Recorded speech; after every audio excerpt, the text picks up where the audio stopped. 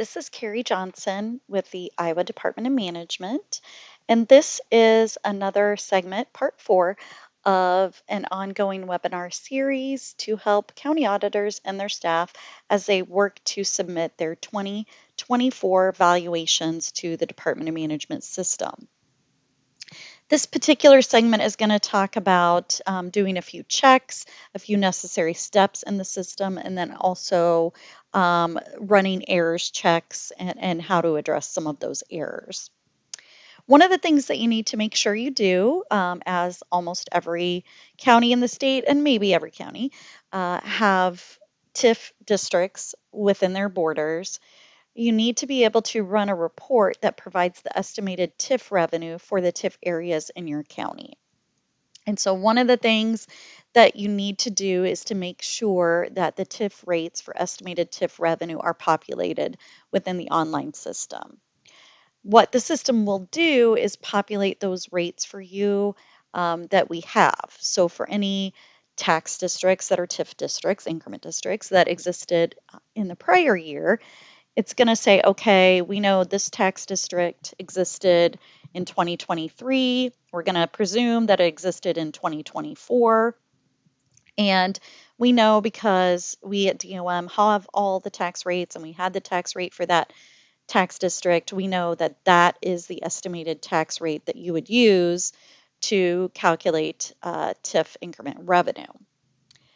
So it'll populate those rates for you. If for some reason you're not seeing them, be sure to click the populate rates at the bottom of the screen.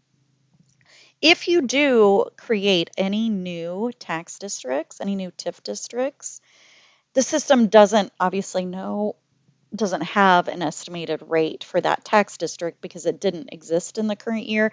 So you will have to calculate the estimated TIF revenue rate and enter it into that system. If you don't do that, the system will provide you with an error. So you need to figure out what that estimated TIF revenue rate is for that new district you added this year and save.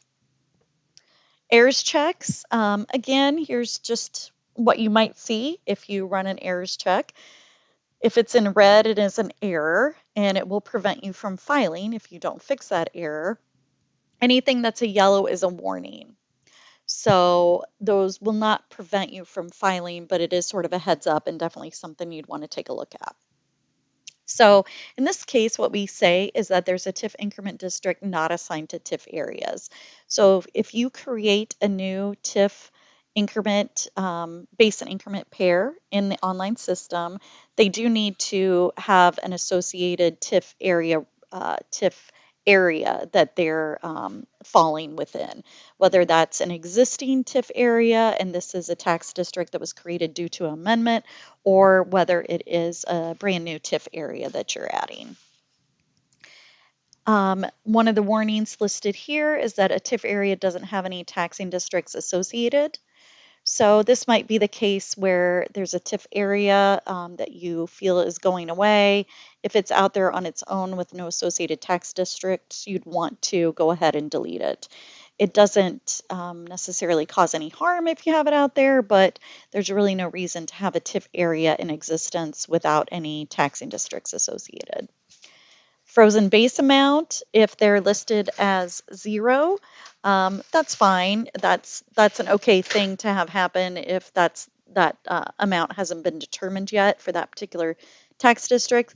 But you do want to go ahead and add that number when it's been determined. Rollback worksheet. The rollback worksheet is just a way to double check your calculation of taxable value. So it essentially takes all the different classes of property, your 100% value that you reported, and applies the percentage to it of assessment limitation, and results in a taxable value. What we'd expect to see here are pretty small differences.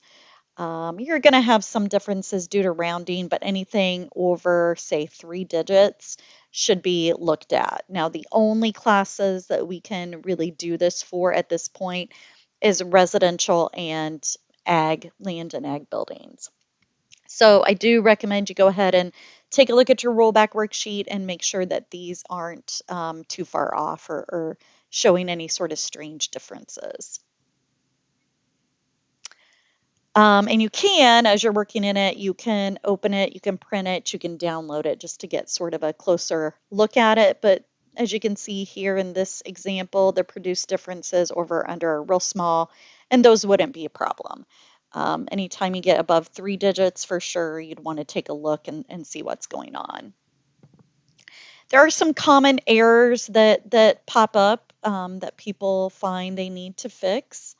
One is TIF increment districts not being assigned to TIF areas, that one that I pointed out earlier. People have a new TIF or have an amendment to an existing urban renewal area, and they go ahead and create the tax districts, but they don't take the step then to assign them to an urban renewal area. So any TIF taxing district pair that you have, you're going to need to assign that increment district to an urban renewal area, whether it be a new area or whether this tax district creation again was necessitated because of an amendment to an existing area. We also run into city ag land in non-city ag taxing districts or value other than city ag land in city ag taxing districts.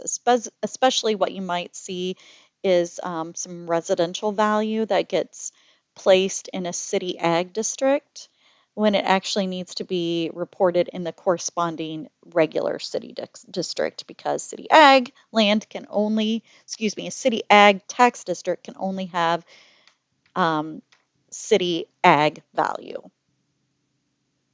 If you do have any questions, please feel free to contact me. Again, number is available here as well as my email. Thank you.